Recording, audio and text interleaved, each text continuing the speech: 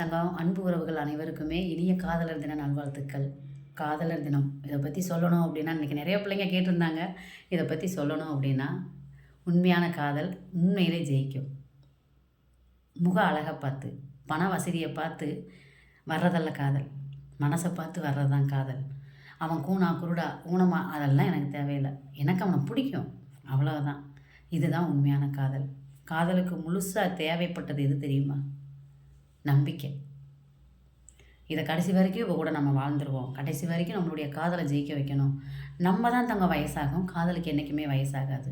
எவ்வளோ பெரிய பிரச்சனைகள் வந்தாலும் அத்தனை பிரச்சனையை தாண்டி செஞ்சு நம்ம ஈடு கொடுத்து போகணும்.